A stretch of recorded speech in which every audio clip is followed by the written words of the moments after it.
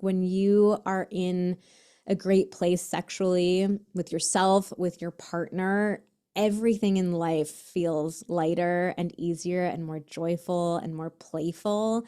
I think that great sex, great orgasms, great intimacy changes the world. It's so much more than just that physical act. What if the reason your sex life feels frustrating, disconnected, or inconsistent isn't your relationship? It's the way you've been taught to think about desire. What if desire isn't something you have, but something you create? This is such a fun and eye-opening conversation with Vanessa Marin. We talk about why desire discrepancy is completely normal, how most couples are having sex that isn't actually worth wanting, and what it takes to build a connected, fulfilling sex life. Vanessa Marin is a licensed psychotherapist, sex therapist, and globally recognized intimacy educator who has helped millions of people improve their relationships and sex lives through her courses, podcasts, and media coverage. As you'll hear, Vanessa combines clinical expertise with humor and practical tools, making conversations about sex more accessible, actionable, and grounded. If you're ready to learn how to stop having sex that feels like a chore and start having sex that feels like connection, you'll want to listen all the way through. Welcome to Sexology Lab. Each week, we speak with the most compelling minds in modern sexology to ask the questions shaping the future of desire, connection, and human wellness. Let's dive in. Now, I want to know, in your opinion, what topics in sexual health still carry the most shame or silence today?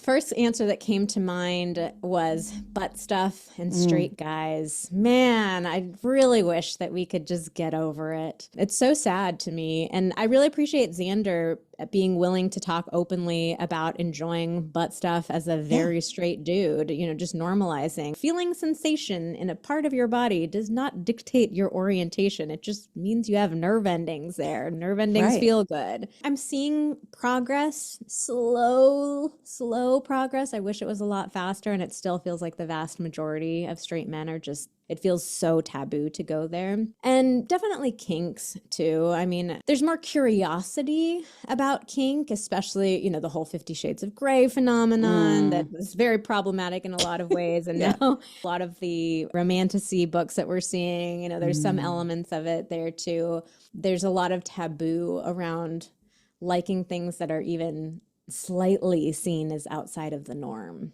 Yeah. I'm going to go off script. Are you a romantasy reader?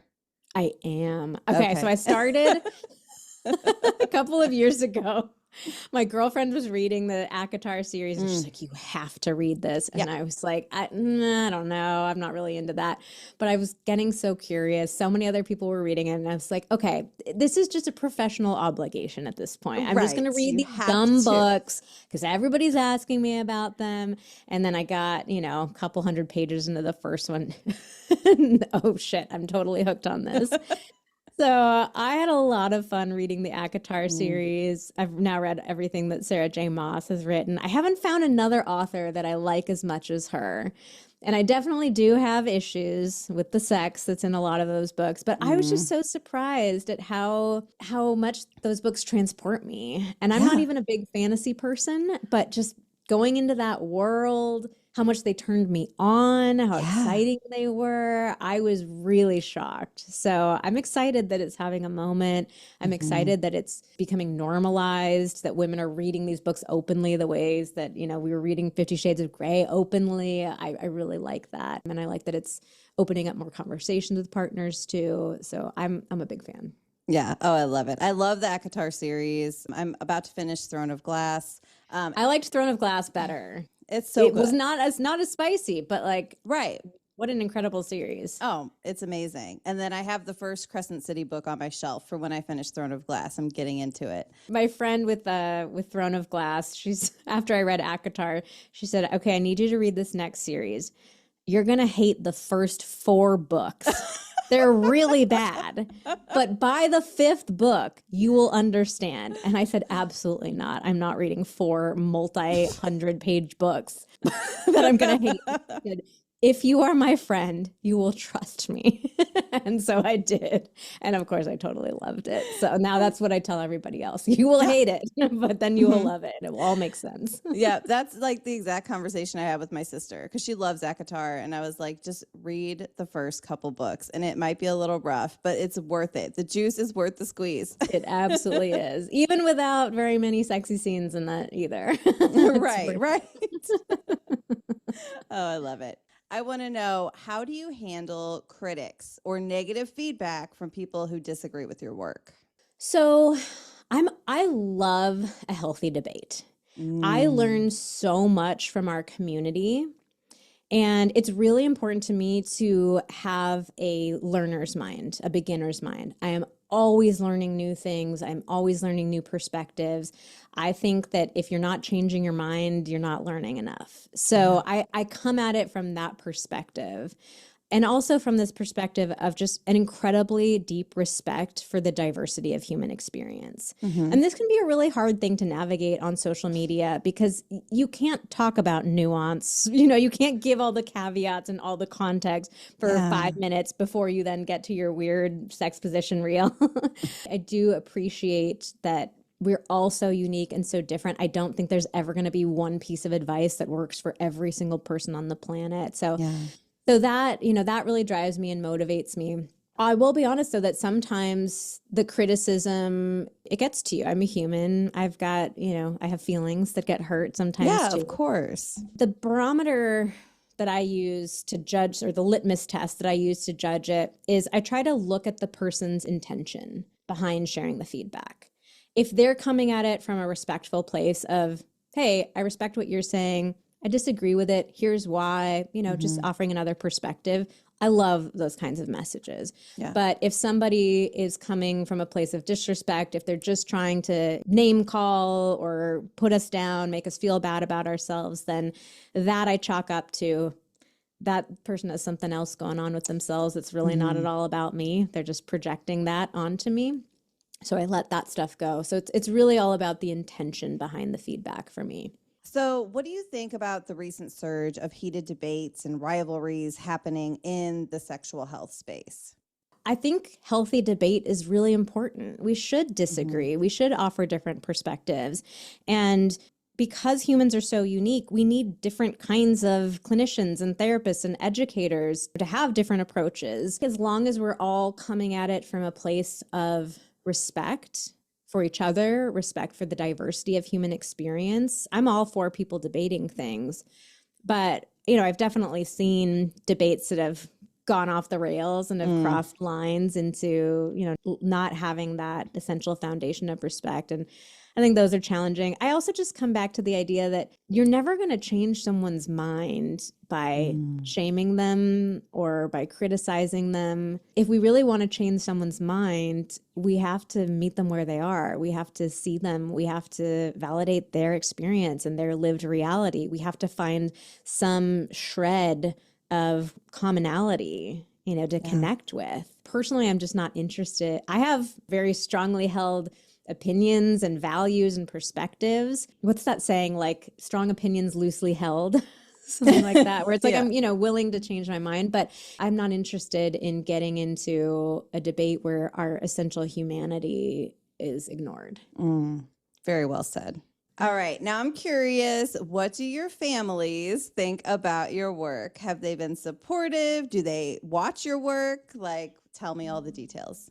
Our families have been so supportive of us doing this work. We really got so lucky. And with my family in particular, it's been this really beautiful journey of that initial non-conversation that was the talk to now we talk about sex so openly together. And I think seeing me pursue this career and this path has given my parents permission to talk more openly about sex, to let go of their shame, to, look at the generational shame that's been passed down to them. So it's been really cool.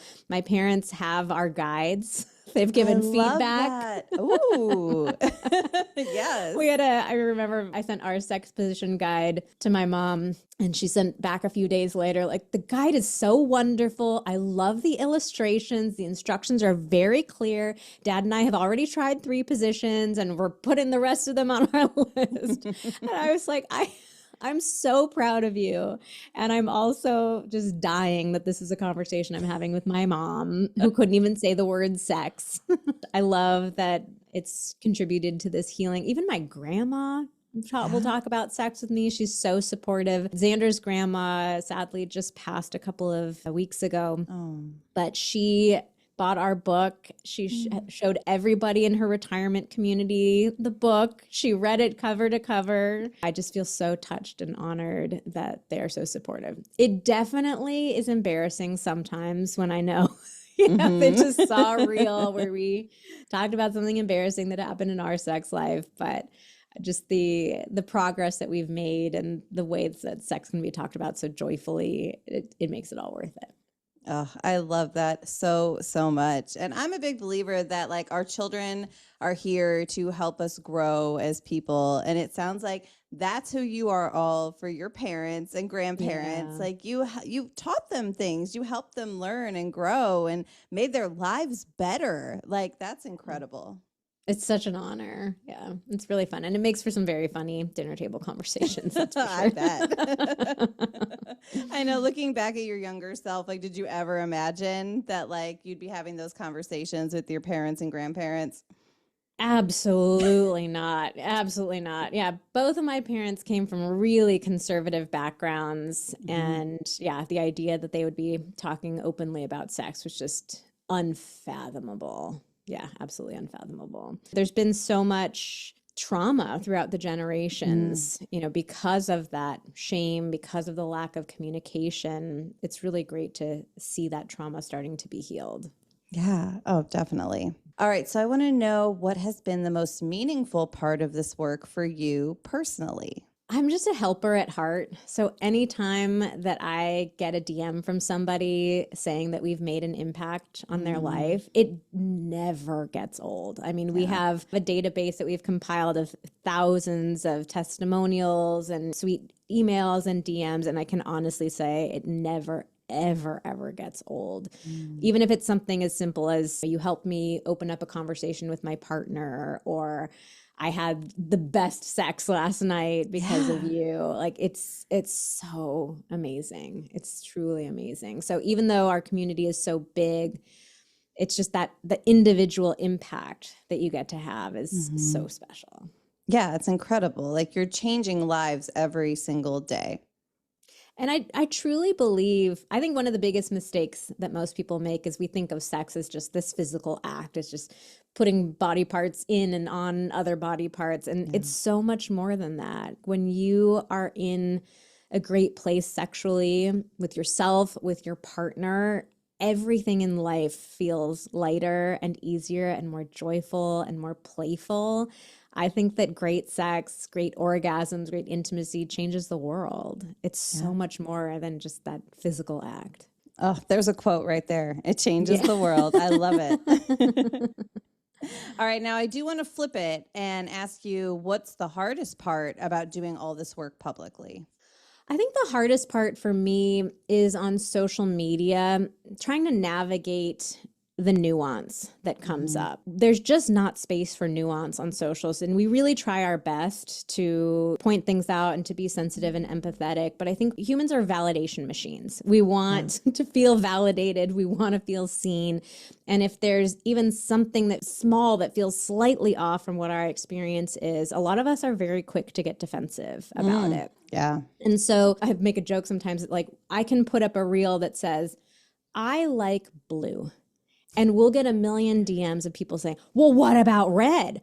What about orange? Do you hate yellow? Why would you ever hate yellow? And it can be so challenging. I'm like, no. I'm literally just saying I like blue. Not even that I like blue better than other colors. I'm not saying any other colors are bad colors. I'm just saying I like blue. Sometimes that can be really challenging to navigate, just the flurry of different experiences that come your way and in the ways that people are very quick to get defensive about their own experience. That can be difficult. Oh, 100%. Now, I want to know what keeps you motivated after more than 2 decades in this field. That there's so much more work to do.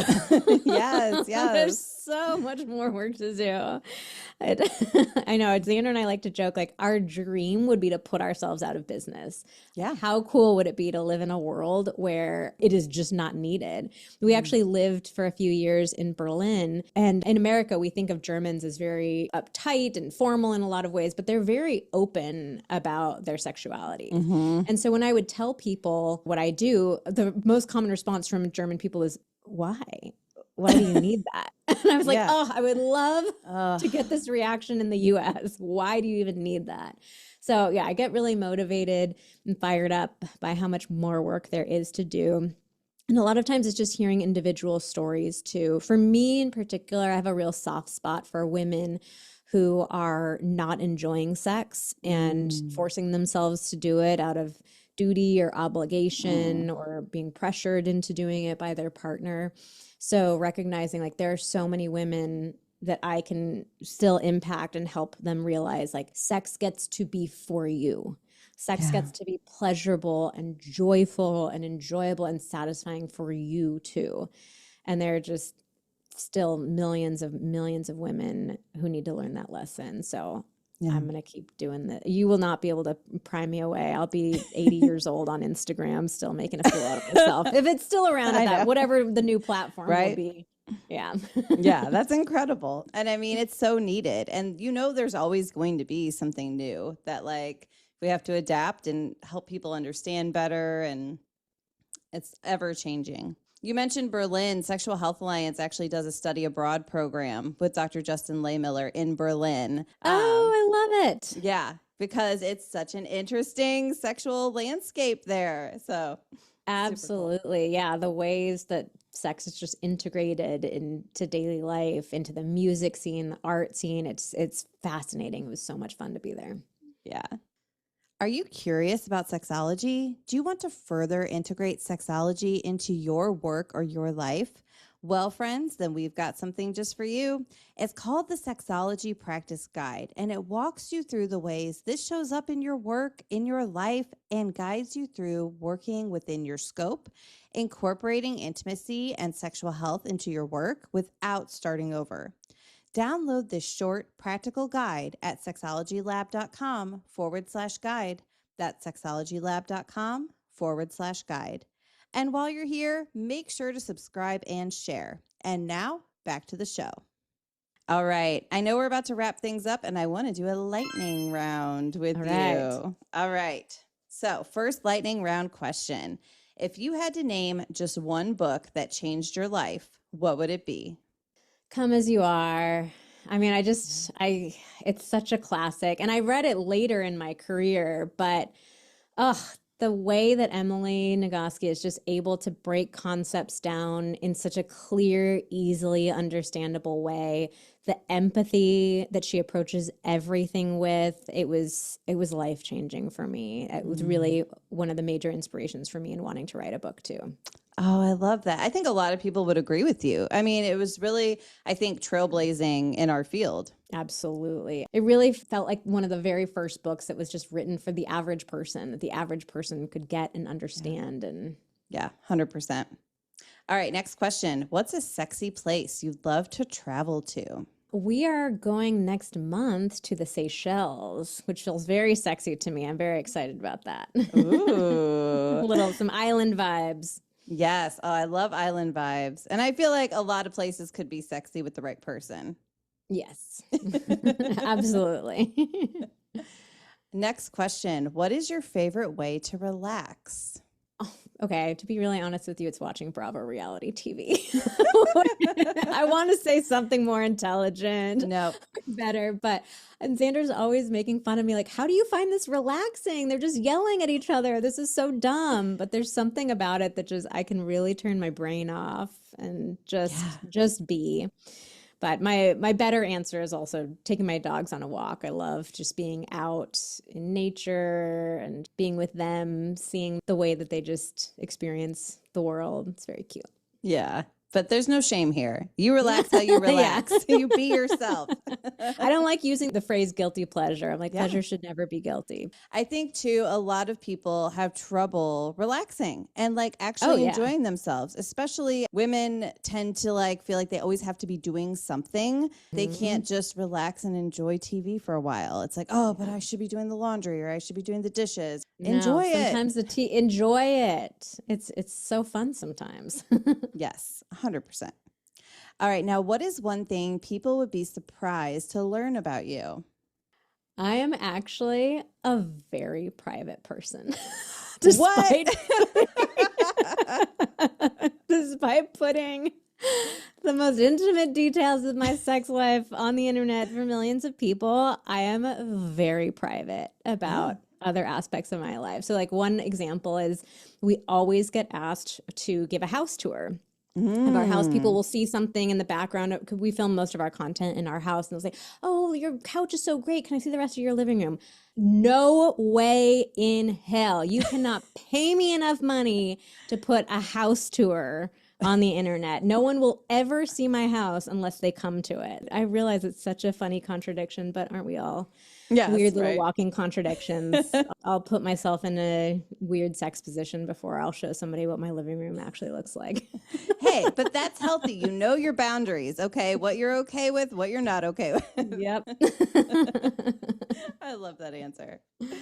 All right, now I'm going to go back to our book conversation real quick because as I'm sure you've seen, heated rivalry is just the hottest topic. So I want to know a few things. Have you read the books? Have you watched the series? And what did you think? I did not read the books because I've read a different book series that was about hockey. What was it called? Pucking Around, I think. Oh, I haven't read that yet, but I heard it's good. It didn't do it for me. I was like, there was a lot of sex, but I need more storyline. I need more character development. I need more twists and turns. This was just like, here's just a lot of sex scenes. So it didn't do it for me. When Heated Rivalry came out, I was like, I'm not doing another hockey themed smut book. So we did watch the show. Again, a professional obligation. I had to. Of course.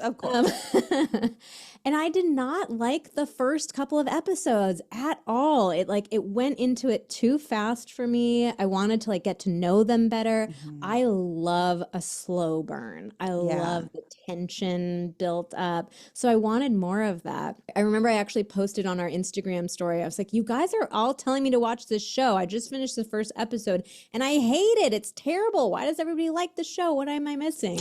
And I got a million DMs from people saying, just keep going. Just like my friend with the books, like, trust us, keep going. Right. And then once I got to, I think, what was it, the third or fourth episode, both Xander and I were like, oh, okay, this was worth it. In the end, I loved it. I love that this story was told. I think the representation of it is so important. I loved the chemistry between the two of them. I just thought it was really joyful. It was really fun and joyful. And I'm glad that it was popular. And now I want them to do season 2. I want them to have 3 times the budget and 3 times the number of episodes. 100%. Yeah, I totally agree.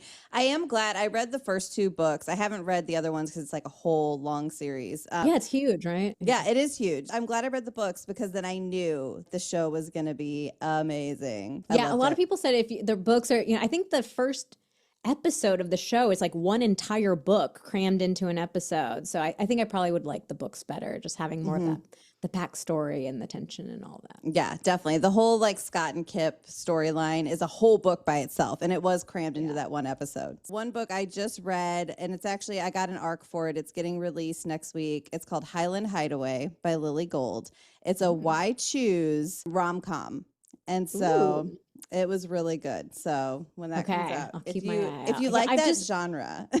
I've read so many others. I'm like, it just doesn't capture the spark of that first ACOTAR read. It's not the same. Yeah, no, I don't know if anything will ever be the same as the ACOTAR reads. I just have to wait for the next book to come out. Yes, I know. Which I've heard rumors that it's supposed to come out at the end of this year. Oh, really? Oh, please.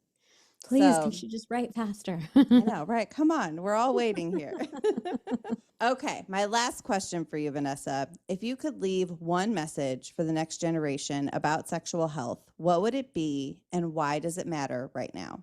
It would be sex should be joyful. That's really the message that I keep circling back around to. One of the unique approaches that Xander and I take is like we really try to play up the playful element of sex. Like, yes, there are a lot of serious aspects of sex, but I think so many of us take it so seriously and we get so in our heads. We want to perform. We want to, have those perfect scenes that we see on TV and in the movies and read about in books. And when I look at my own sex life, I think the best sex that I've had has been the sex where I laugh, where things don't go right, but it turns into a really funny memory that we die laughing over every time we remember it. The times that I've felt joyful and just alive in my body, alive in the experience. That's the thing that I would want people to take away. And why I think it matters now is that there's so much going on in the world right now. This year has just felt like a decade already. And I see a lot of people saying, the world is burning down. How can I even think about sex at a time like this? Yeah. And I think that joy is resistance. When we allow ourselves, even in the hardest of times, even in the darkest of times, to keep experiencing joy, to not allow ourselves to be dehumanized, to stay in touch with the things that bring us pleasure and connection and intimacy and joy is resistance. Yeah. And that's what we need right now more than anything. Oh, I love that so much. That's such an important message to all of us here in the helping professions who are trying to support our clients and trying to support ourselves and keep our head above water. And our next generation, our Gen Zs and our Gen Alphas who are out there with all of this negativity coming at them nonstop on social media and like in other places. It's hard out there. So we need to find the joy. Absolutely. Find the joy. All right, Vanessa, thanks so much for being with us today. It was so wonderful to chat with you.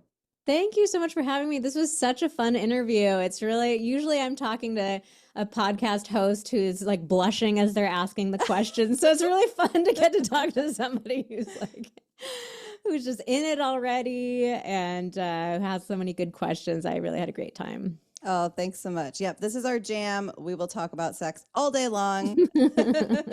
And maybe we'll have you back again and we'll talk about more sex. I'd love to. All right. Well, thanks for listening, everyone. Bye. Don't forget to subscribe on YouTube, Spotify, Apple, or wherever you listen. Links are in the description below.